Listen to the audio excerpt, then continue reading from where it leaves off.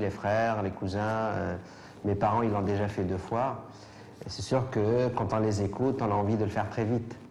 Voilà. Le docteur Atout s'est décidé au dernier moment. Il part avec son épouse.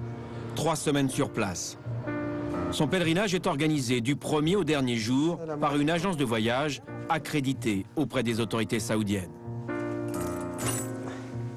Depuis qu'on a pris la décision, on est très impatient d'y aller. On essaie de préparer, on a lu beaucoup de choses, enfin on a acheté plein de livres. On nous a fourni des guides aussi. Et on essaie de connaître le maximum de choses sur le rite lui-même. Avant de partir, le docteur Atout s'est beaucoup documenté. Il a surtout cherché la meilleure agence de voyage. Sur Internet, il a donc regardé, comparé. Il s'est méfié, car par le passé, des centaines de pèlerins ont été escroqués. Au final, l'agence de voyage lui facture 3 500 € par personne. Le prix, dit-il, de la tranquillité. C'est une agence qui s'occupe bien sûr du transfert en avion, de la réservation des hôtels, de la prise en charge pendant les 5 jours du rite dans les tentes avec une pension complète.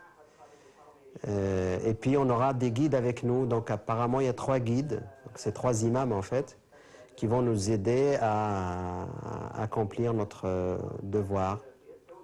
Nous, on a un budget de... Donc l'agence nous prend 3 500 € par personne, mais nous avons choisi un forfait un peu cher, mais sinon il y a des forfaits à 2200. Je crois que le moins cher dans ce que j'ai vu sur les différentes agences sur Internet, le moins cher c'est 2200 €.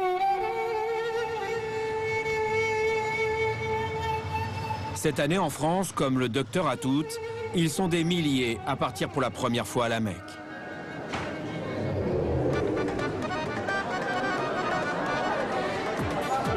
Jour J dans les aéroports parisiens, c'est l'effervescence. Certains, trop impatients, ont déjà revêtu la tenue traditionnelle.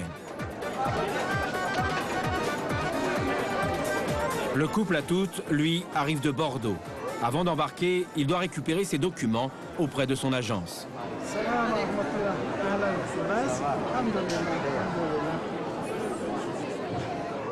Qu'est-ce qu'on vient de vous remettre là? Apparemment, ça ressemble à... À mon avis, ça doit contenir tous les documents nécessaires. Il y a le passeport, les billets d'avion, et le badge. Et le badge, voilà. Je ne sais pas, ça c'est quoi, qu'est-ce qui est écrit là? Mounira, c'est... Ouais, ça c'est une autre personne. Ah. Bon, pareil, là aussi, c'est pas les miens, mais bon. Ça c'est... Ah, c'est pas vous. Yeman. On s'est trompé, bon, c'est pas grave. Pas grave, mais sans les documents et le visa spécial Hajj, pas de pèlerinage. Les autorités saoudiennes ne font de cadeaux à personne. On a eu nos documents finalement. Un petit incident sans conséquence. En quelques heures, le terminal se vide.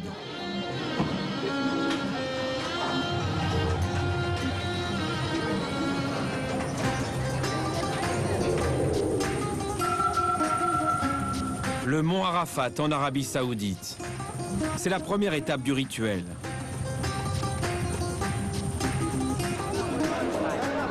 Nous sommes à moins de 20 km de la Mecque. Le mont Arafat, c'est la montagne de la pitié. D'après la tradition, c'est au sommet de cette montagne qu'Adam et Ève, chassés du paradis, se retrouvèrent.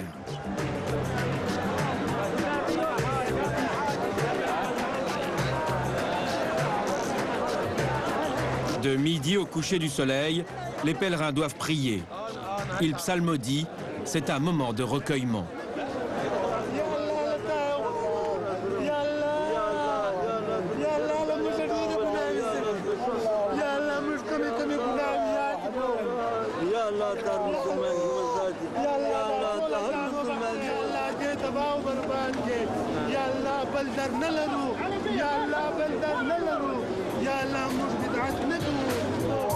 Les fidèles viennent du monde entier.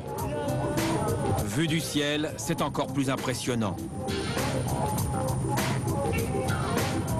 De véritables marées humaines.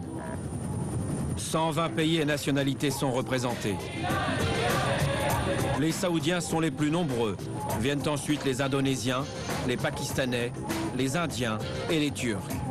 Les Européens, eux, sont les moins nombreux, à peine 3% des pèlerins.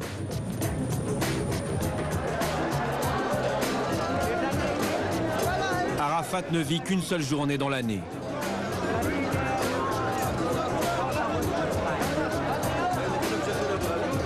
Le reste du temps, difficile à croire, mais l'endroit est désert.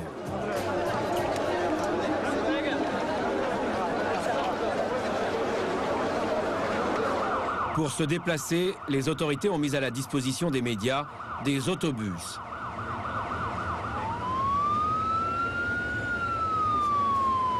Nous sommes escortés par la police.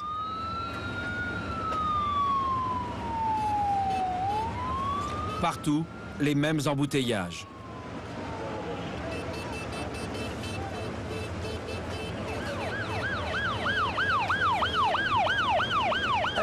Pour aller plus loin, il faut repartir par là.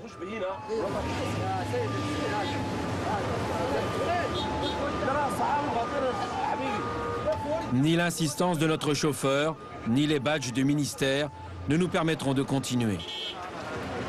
Nous sommes contraints de poursuivre notre chemin à pied.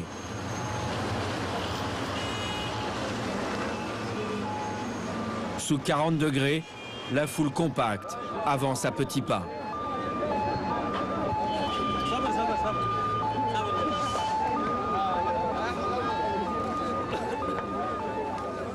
Les heures passent, la situation ne s'améliore pas. Combien sont-ils? D'après les autorités, plus de 3,5 millions de personnes. La police a également du mal à se frayer un passage.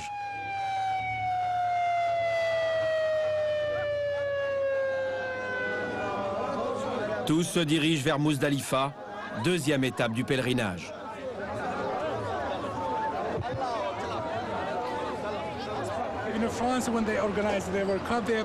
En France, quand vous avez organisé la Coupe du Monde, vous vous êtes préparé pendant au moins 10 ans. Il y avait entre 500 000 et 1 million de personnes dans les stades. Ici, nous avons plus de 3 millions de personnes au même endroit. Et de cultures, de langues et de différents pays. Et beaucoup sont âgés. En France, lors de la Coupe du Monde, les spectateurs étaient plus jeunes, plus éduqués. Ici, nous devons faire avec les différences. C'est une mission gigantesque et on l'organise chaque année.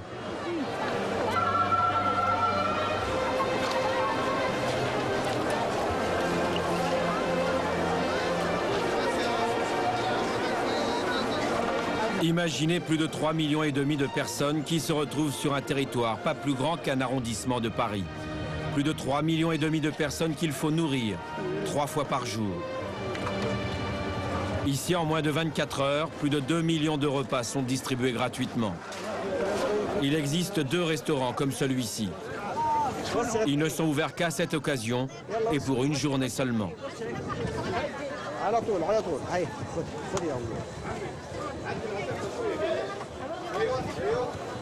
Allez, à table, tiens ma petite. Pour toi et ta famille.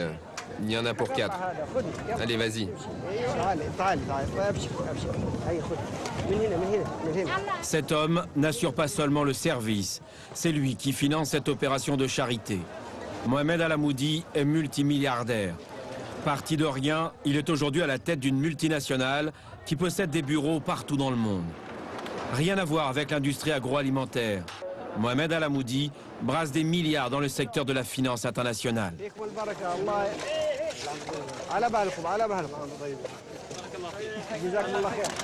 Très sollicité, ce Saoudien remplit là l'un des devoirs de tout musulman, la zakat, l'aumône. C'est avec le pèlerinage l'un des 5 piliers de l'islam.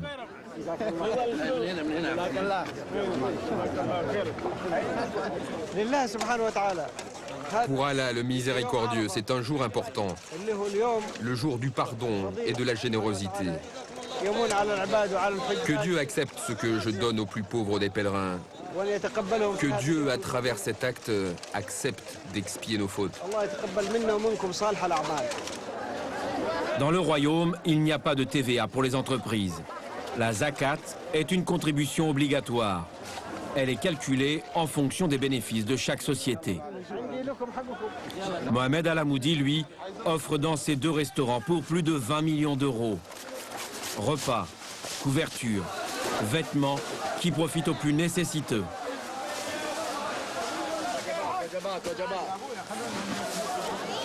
À tous ces pèlerins qui viennent des pays de tiers-monde. À tous ceux qui, trop pauvres, sont arrivés complètement démunis à la Mecque. Des millions de fidèles, de toutes origines, de toutes conditions, hommes, femmes et enfants. 120 nationalités qui ne font plus qu'une.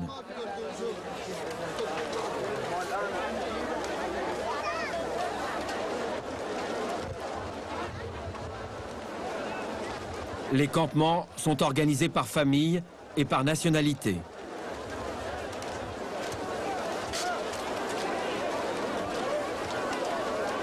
Ici, personne ne se plaint des conditions parfois difficiles, de la promiscuité.